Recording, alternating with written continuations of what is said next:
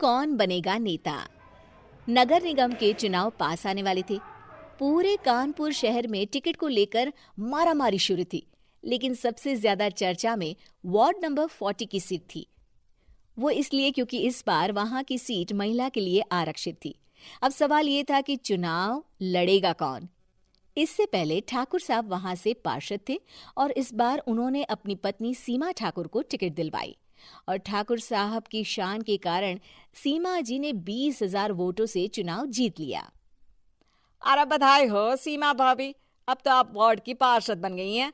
अब तो हमारे काम आप ही करवाएंगी। अरे ये तो सिर्फ नाम की पार्षद बनी है, वो तो महिला सीट आ गई, वरना पार्षद तो मुझे ही बनना था।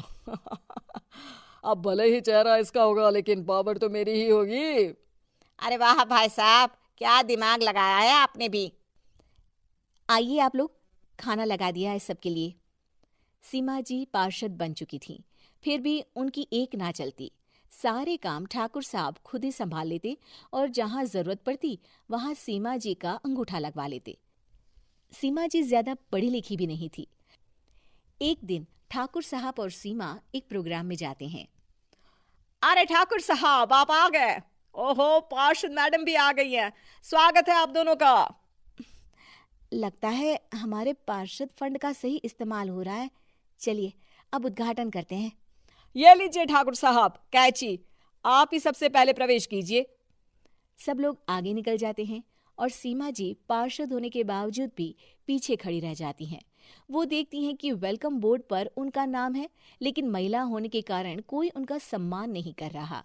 अगले दिन एक आदमी उनके घर आता है। अरे ठाकुर साहब नमस्कार।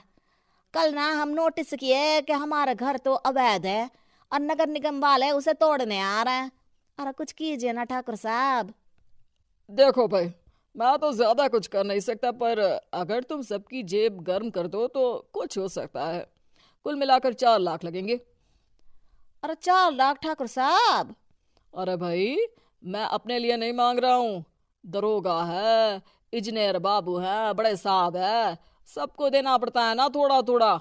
बोलो है मंजूर? तभी वहां अचानक सीमा जी आ जाती हैं। अरे ये आप क्या कर रहे हैं? पहले इन्हीं लोगों से तो आपने वोट मांगे, अब इनसे ही पैसे ले रहे हो। अरे चुप रहो तुम, तुम्हारा काम है सिर्फ अंगूठा लगाना, तुम वही किया करो। मुझे दूसरे काम तुम मत सिखाओ, समझी?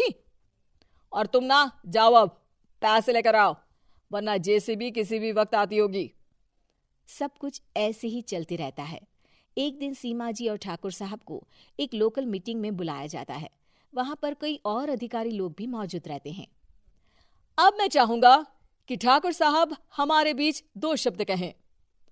मेरे प्यारे भाइयों और बहनों, आज मेरा सौभाग्य है कि मैं आप सबकी सेवा दिन रात कर पा रहा हूं। आपने मेरी पत्नी को भारी मतों से जिताया है, इसलिए मैं आप सभी का शुक्रगुजार हूं। मैं आप सबसे वादा करता हूं कि हमेशा की तरह हमारे वार्ड में किसी को कोई तकलीफ नहीं आने दूंगा। सभी लोग तालियां बजाने लगते हैं। अब मैं माननीय पार्षद मैडम को स्टेज पे बुलाना चाहूंगा। अपने नाम को बुलाया सुनकर सीमा जी एकदम चौंक जाती है। उन्हें बिल्कुल उम्मीद नहीं थी कि इतनी बड़ी जगह उन्हें मंच पर बुलाया जाएगा। जैसे तैसे वो मंच पर चढ़ती हैं। ऊपर जाते ही सीमा जी को सारी पुरानी बातें याद आ जाती हैं कि किस तरह उनके पति उन्हें कभी भी आगे बढ़ने नहीं देते और उनके नाम से गलत काम करते हैं। वो बोलने लगती हैं। मैं आपके वार्ड की पार्षद सीमा हूं। आप में से बहुत कम लोग ही मुझे जानते होंगे, क्योंकि इससे पहले मुझे कभी ऐसा मौका ही नहीं मिला। सारे मौके मेरे पार्षद पति यानी आपके ठाकुर साहब ही लेते रहे, लेकिन आज ये मौका मुझे मिला है तो मैं इसे ऐसे ही नहीं जाने दूंगी। मैं आपको ये बताना चाहती हूँ कि आपके ठाकुर साहब मेरे नाम की आड़ में गैर कानूनी काम करते हैं, जिस पर अंगूठों के निशान मेरे होते थे।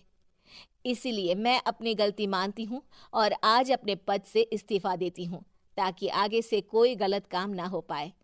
अब फैसला आप सबके हाथ में है कि आप हमें क्या सजा देना चाहते हैं।